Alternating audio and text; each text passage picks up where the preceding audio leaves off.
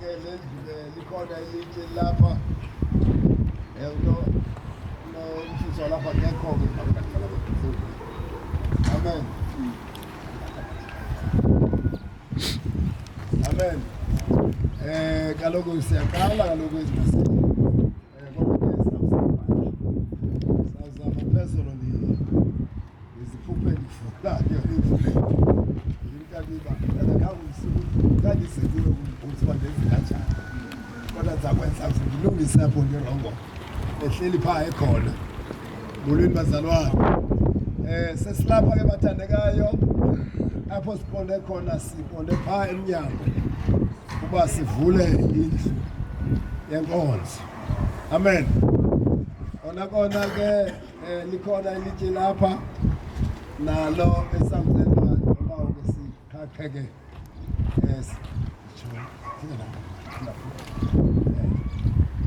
sivule amen siyabulela mzambonga uThixo bazalwane ongummangaliso siyabonga uThixo ongummangaliso bangcwele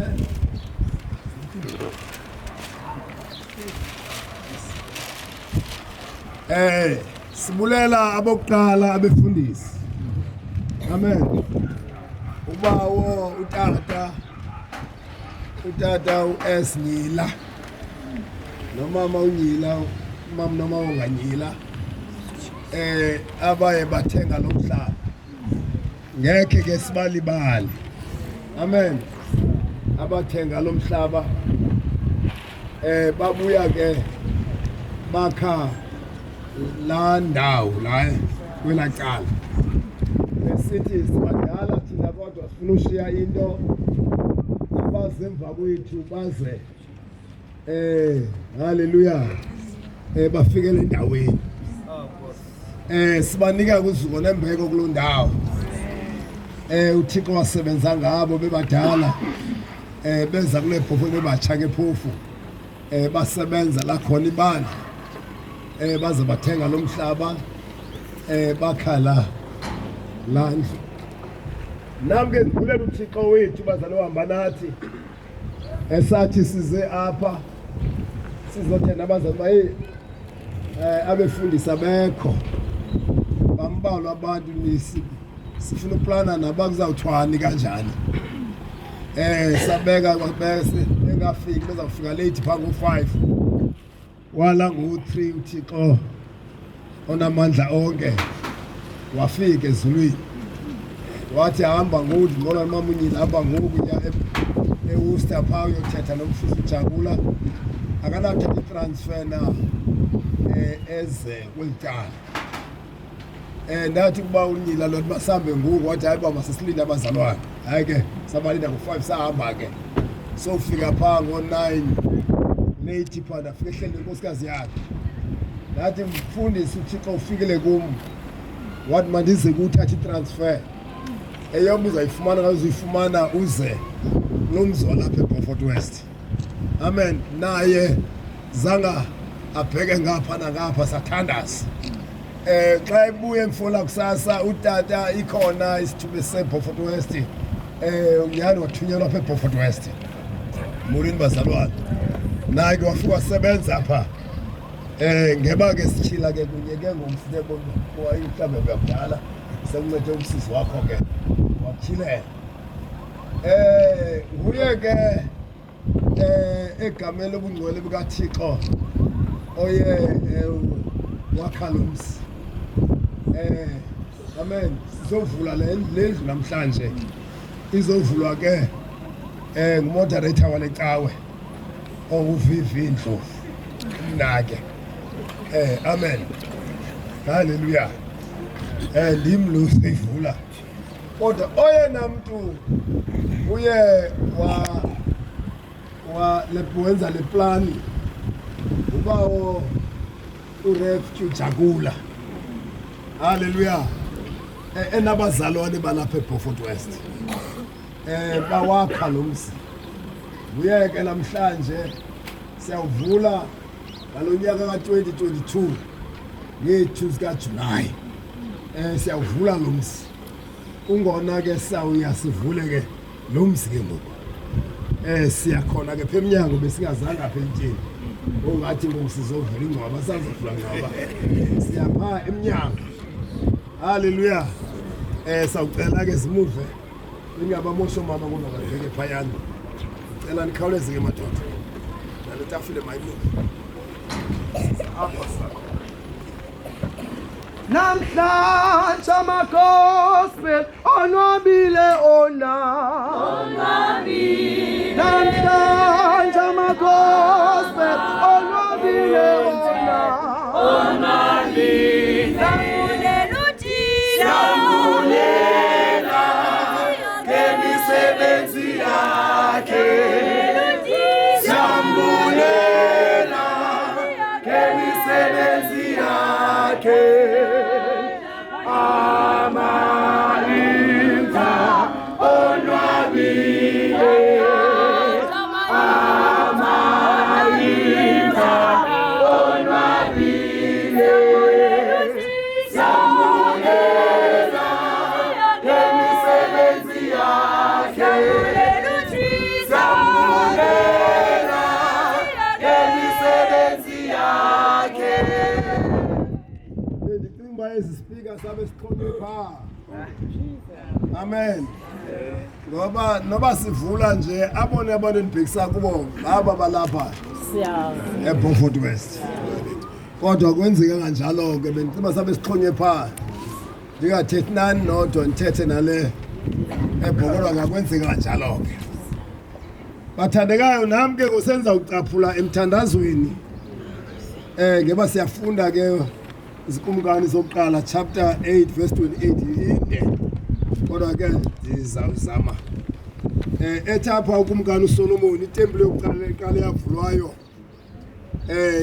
kumkani uSolomon apha ezibhalweni kuthiwa wathi bandla ke maliguqe lonke waguqa ngamadolo waphakamisa izandla phezulu amen wathetha noThixo ethetha ngalendlu amen wathetha noThixo ethetha ngalendlu ngoke ngeba masiyeka siyifunda zawuzama ke uthi gaba gaba wathi xa ethandaza kumkani uSolomon wathi bawo ndiyabulela ngoba uvile umthandazo kaba uDavide wathi ngunyana wakho oyakwakha lendlu Nkosi lo mazwi wazalisekile ngoba Nkosi into oyithethayo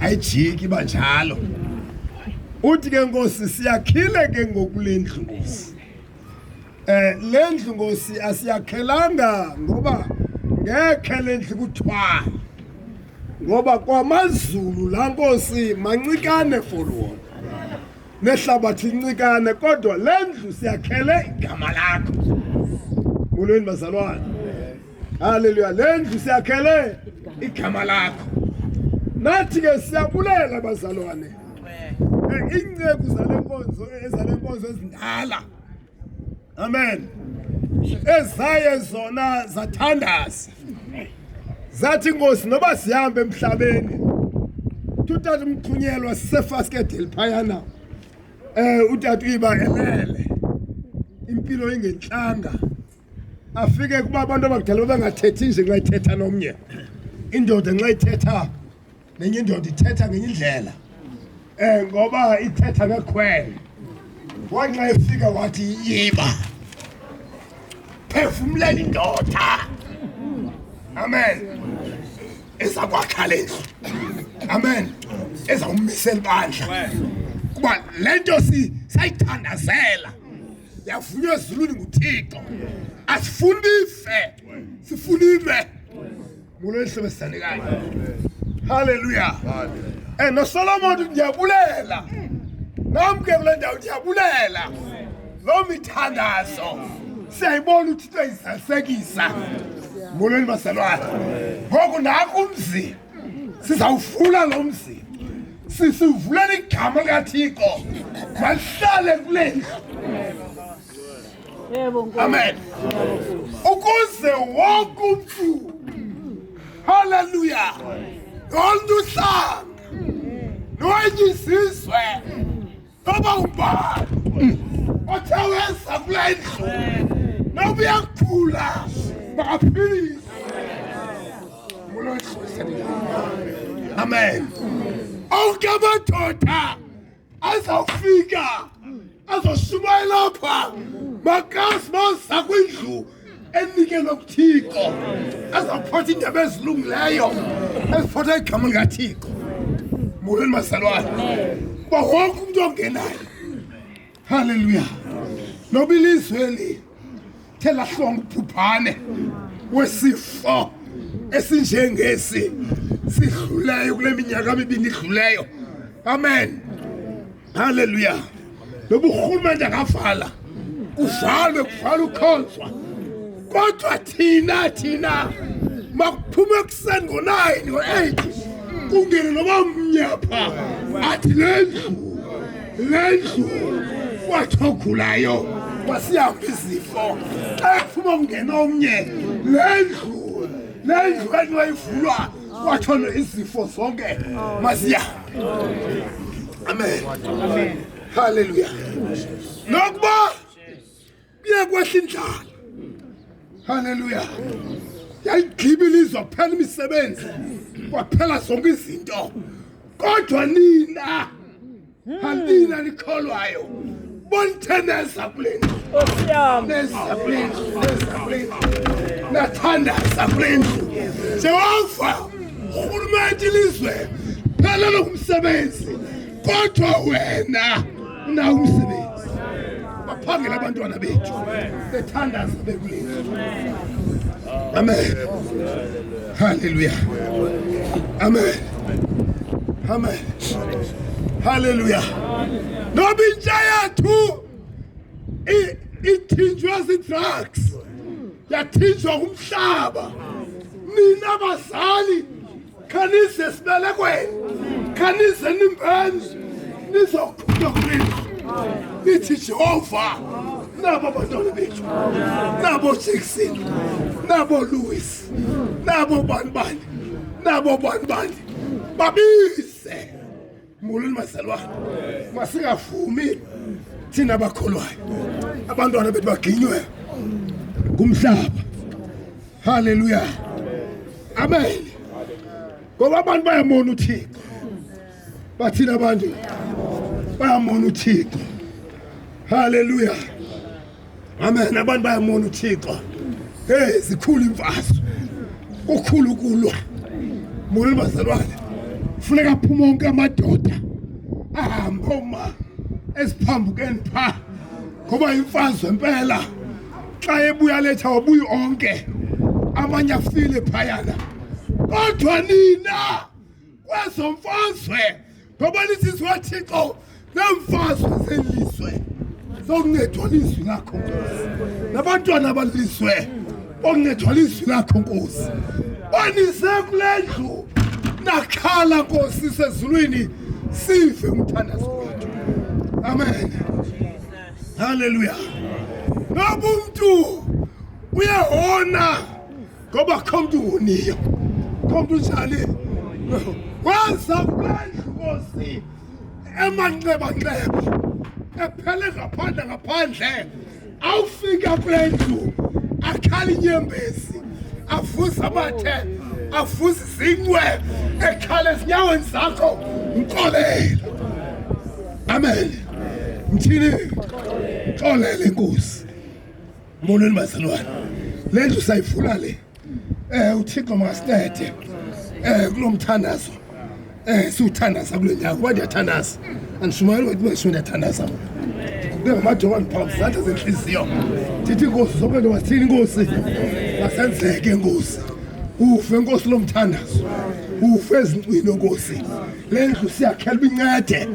Molweni bazalwane, amen, haleluya, amen, amen, amen, amen. Lonza wongeza lo mthandazo, haleluya. Yayinye indlu kaSolomon ngoko, because nithi izindlu ngoku. Amen. Nkosi noma namhlanje usathana ngenye isinqe ecaweni igama lakho lihutelwa phansi. Amen. Igama lakho lihutelwa phansi.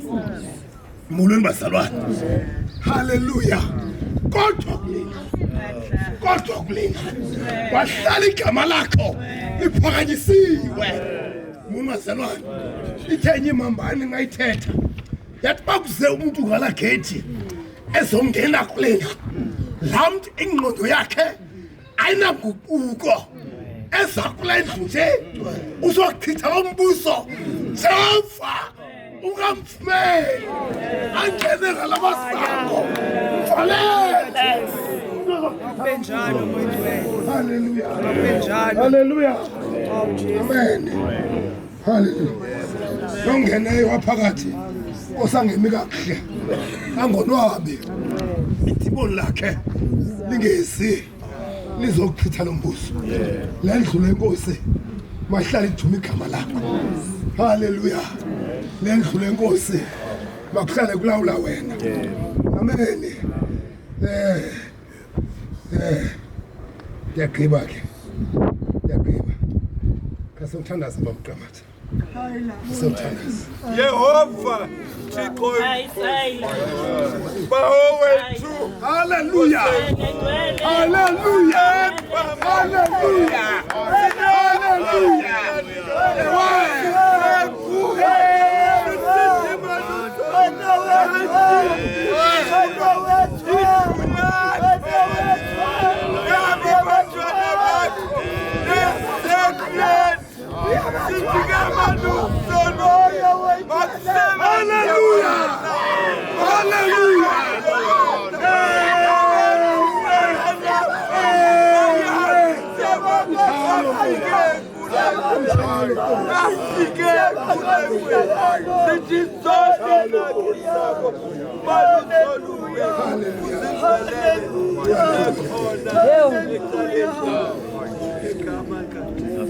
Sofunda izwi lenkosi isinihloko baba. Ukuvulwa kwendlu kaThixo. Ukuvulwa kwendlu kaThixo. Hallelujah. Ukuvulwa kwendlu kaThixo. Lendlu yakhiwe ngeminikelo yabazalwane nomfundisi nabanye apha ekuhlaleni nabo babe nalo igalelo ekwakheni lendlu. Kodwa ke ngokulendlu siyayithatha ke la minikelo naninikela yona ayiseyo yini ngokulendlu seyindlu kaThixo ngokulendlu. Sizovula indlu kabani funa uphulaphule kakuhle. Amen. Hallelujah. Amen. Phulaphule kakuhle. Lendlu kaThixo ngoku noba uthenge izinga unazingini lapha akaThixo lamazinga. Amen. Noba uthenge ifestile nofestile lapha ikaThixo ngoku awunanda kho umuntu unanto apha ozapha uza kwezinto zikabani zikaThixo. Ungathi nxa ungenwe nguSathane uwile undenza le nale manje uyathi usayikhomba ugobe lo wakhomba lezi kaThixo khomba itempile njani kaThixo. Hallelujah. Namhlanje sovula ke lo ndlu kaThixo. Chapter 8 verse 62.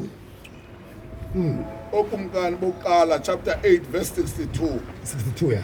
Isihloko ukuvulwa kwendlu kaThixo. Ewe. 62 ke ukumkani ndawonye noIsrayeli ephela. Ewe. Enzela undikhoyo amadini. uSolomoni wenzela undikhoyo idini lobudlelwane ngeenkomo ezingamawaka angamashumi amabini anambini kunye neegusha neebhokhwe ezilikhulu elimashumi amabini amabini. Ngaloo ndlela ke ukumkani nawo bonke amaSirayeli ayivula beyinikela indlu kandikhoyo. Hallelujah. Uthapha uSolomoni kwanikelwa ngenkomo ezingamawakanga. Kwanikelwa ngegusha. Sizawuthi ke thina siphakathi ke senze la nkonzo ke sinikele. Sikhuphe lo mawaka. Sikhuphe amen zazibampela nje. Indlu kaThixo nikele ukugqibela. Amen. Uthi ngoba ndinikela kodwa ngoku sendinikela kuwe esandleni zakho Nkosi. Izizwa kwethu isandla.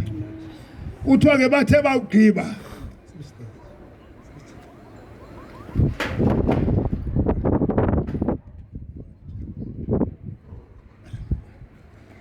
Uthe bawugqiba ke ukunikela. Sithina ke ngokholwa ke sawunikela ngaphakathi. Amen. Uthe ke bawugqiba ukunikela. Bahamba. Bafika bayivula indlu kaThixo. Abanikelanga uyivula nje bayinikela kuThixo. Amen. Nje basawungena pha nje sesibeke ezandleni zikaThixo. Hallelujah. Ayikho ukuthi bayivula indlu kaThixo. Bayivula indlu kaThixo nje basivula njena. Ayisho njalo. Ivula wena ufunda.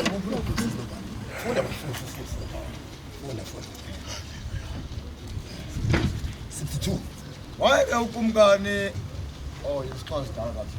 Okay, siyawuthini so. Wayeke ukumkani namaSirayeli onke kunye naye umbingeleli. Imibingelelo phambi kweYehova. Wabingelela ke uSolomoni umbingelelo yokubulela. Awayibingelelayo kuYehova. Ewe. 22 amawaka.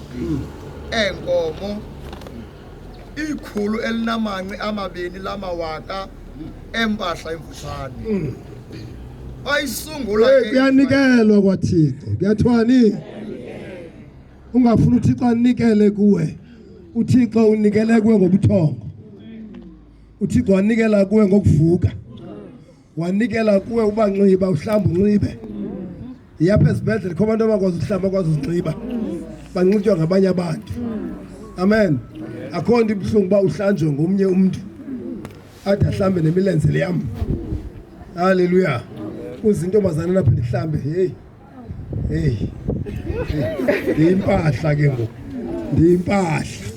Ayisendimi ndiyimpahla ke ngoku. Molweni bazalwane. Kodwa kwanje kufikelwa apho ke. Hallelujah.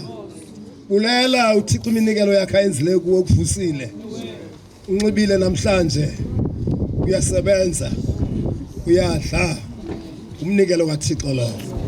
Wena uhlulwa njena zigusha ezi20 nazinkomo ezi50.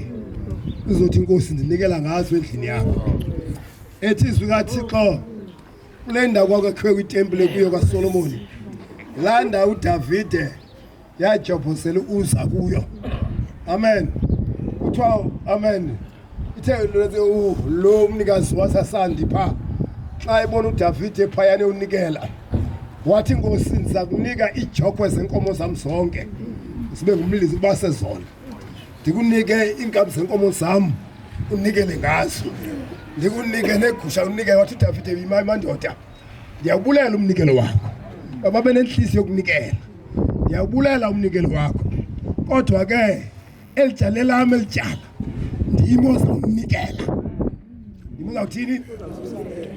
Amen. Sizakwenza umzekelo uThixo umuntu obe yisamente apha. Uyathi sawawe pha ilale phezu kwakhe.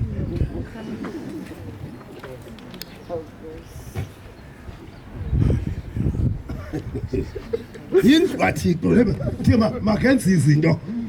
Apha amasela siwafuna azoyika ubusela. Amanqila azoyika ubunqila. Amen. Abatyini etiki bazoyeka itiki apha. Sifuna kutshintshwe isimo zabantu kule ndlu. Amen. Ungaphumi masela kule ndlu. Amen. Haleluya, funda. bayisungula ke indlu kaYehova ukumkani lowo nonyana bakaIsrayeli. Bayisungula sifuna legama lavula sungula noko ezosixoxa sifuna futhi sijolikele uba uqaba azojolika azondihlebela kasofunda ke funda bawo amadoda wona sama niphelile okay it's fine man is right amen bayivula bayithini indlu kaThixo sekushiwo bayivula indlu kaThixo njengoba sesinjani ke ngoku ivulo ithi bayivula bona indlu kaThixo bathe bagqiba ukuyivula bayinikela kuThixo bayinikela kubani le ndlu besiyinikela kuThixo xa singena apha ngoku asingeni kulaa ndlu bisakhiwa iminikelo yenu sesingena kwindlu ekaThixo phakathi amen haleluya siyabulela amen siyabulela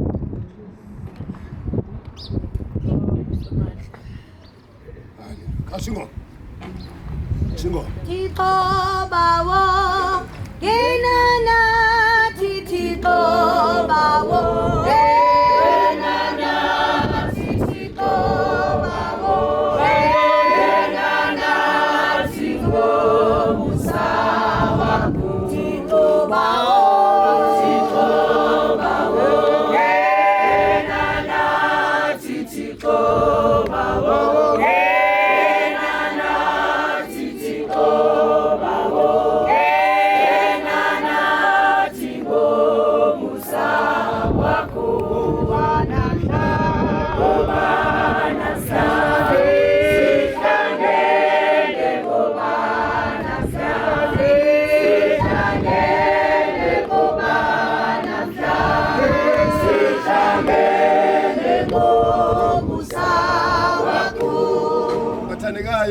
Yaxolisa ngabona isigubula nje inithi yakwenziwa apha phakathi ngoku sizawungena ngaphakathi asikayigqibi le nkonzo sayigqibezela phakathi kodwa ngoku aba ke sebelungisile apha idekho yabo nje bakuzawungenwa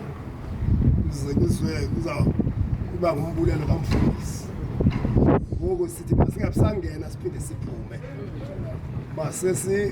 ngena kulaa nkonzo niyihlelileyo nabahleli basawungena kanjani yabufuna beze phambili aba bahleli basawuthini elaa grand masizawukwenziwa kanjani mela batsha nidibane niyazi basizawuthini sisiza apha njena mna ndisebenza lo msebenzi oyoba izawungenwa njani kweni le ke ngoku ihlelwe nini nina njani batsha haleluya sawuhlele basawungena njani ungena ke sihlale ngale ndlela nasihlalisa njani ngayo emveni koko ke ndizawugqibezela ke inkonzo le amen xa sesingene njani ngaphakathi iqhubeke ke ngokule yombulelo kamfundisi amen sekunjalo ke thembika nina ke bathi babe nihlele kanjani nikhawuleze basalwa nikhawuleze